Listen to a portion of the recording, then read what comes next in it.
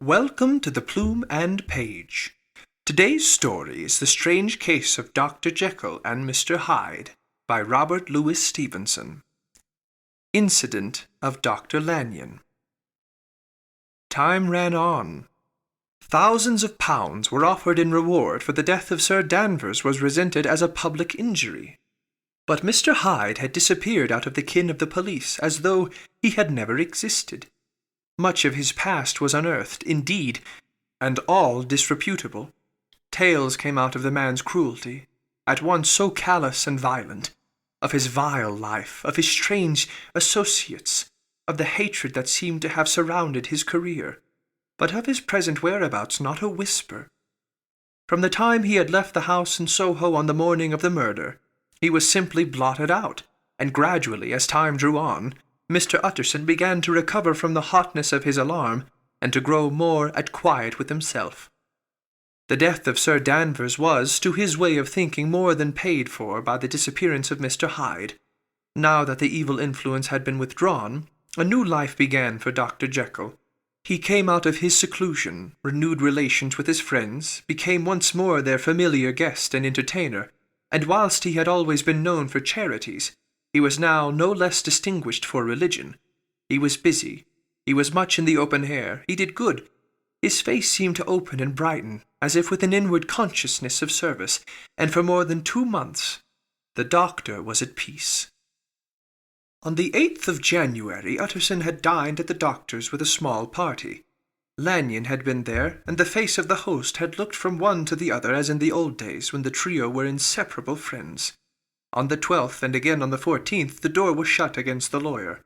The doctor was confined to the house, Poole said, and saw no one. On the 15th he tried again, and was again refused. And having now been used for the last 2 months to see his friend almost daily, he found this return of solitude to weigh upon his spirits. The 5th night he had in guest to dine with him, and the 6th he betook himself to Dr. Lanyon's. There at least he was not denied admittance. But when he came in, he was shocked at the change which had taken place in the doctor's appearance. He had his death warrant written legibly upon his face. The rosy man had grown pale, his flesh had fallen away. He was visibly balder and older, and yet it was not so much these tokens of a swift physical decay that arrested the lawyer's notice, as a look in the eye and quality of manner that seemed to testify to some deep-seated terror of the mind. It was unlikely that the doctor should fear death, and yet that was what Utterson was tempted to suspect. Yes, he thought, he is a doctor. He must know his own state, and that his days are counted, and the knowledge is more than he can bear. And yet when Utterson remarked on his ill looks, it was with an air of great firmness that Lanyon declared himself a doomed man. "I have had a shock," he said, "and I shall never recover.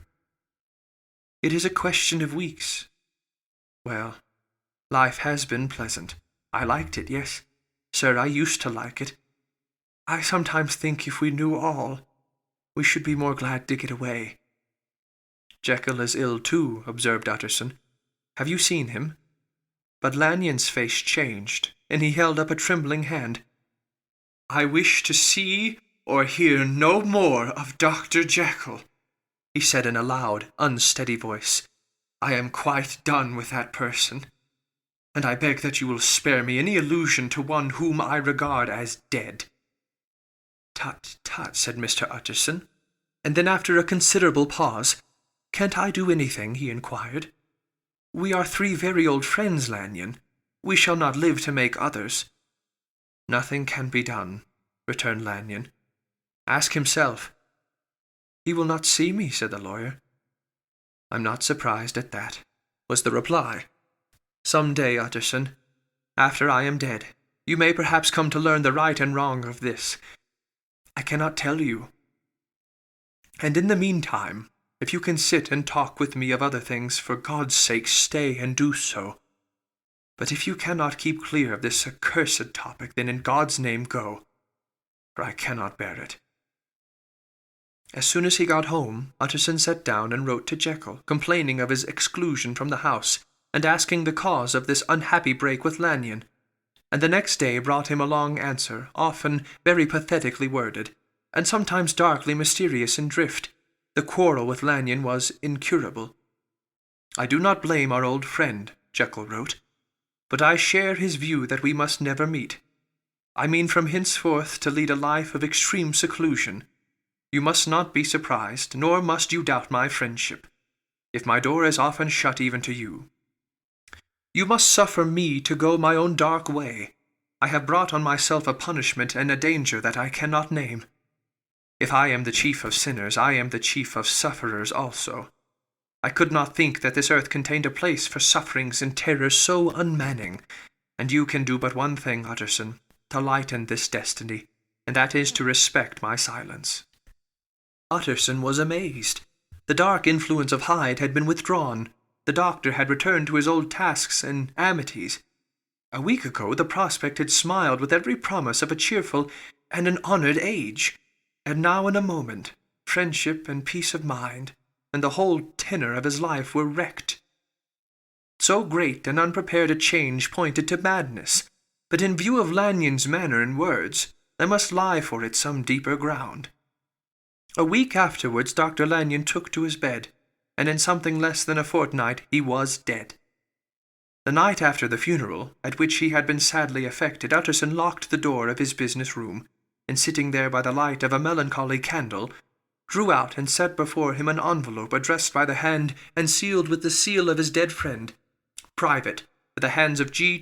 Utterson alone, and in case of his predecease, to be destroyed unread." So it was emphatically superscribed, and the lawyer dreaded to behold the contents. "I have buried one friend today," he thought. "What if this should cost me another?" And then he condemned the fear as a disloyalty, and broke the seal. Within there was another enclosure, likewise sealed and marked upon the cover as "Not to be opened till the death or disappearance of Dr. Henry Jekyll." Utterson could not trust his eyes. Yes, it was disappearance. Here again, as in the mad will which he had long ago restored to its author, here again were the idea of a disappearance, and the name of Henry Jekyll bracketed. But in the will, that idea had sprung from the sinister suggestion of the man Hyde. It was set there with a purpose all too plain and horrible. Written by the hand of Lanyon, what should it mean? A great curiosity came on the trustee to disregard the prohibition and dive at once to the bottom of these mysteries.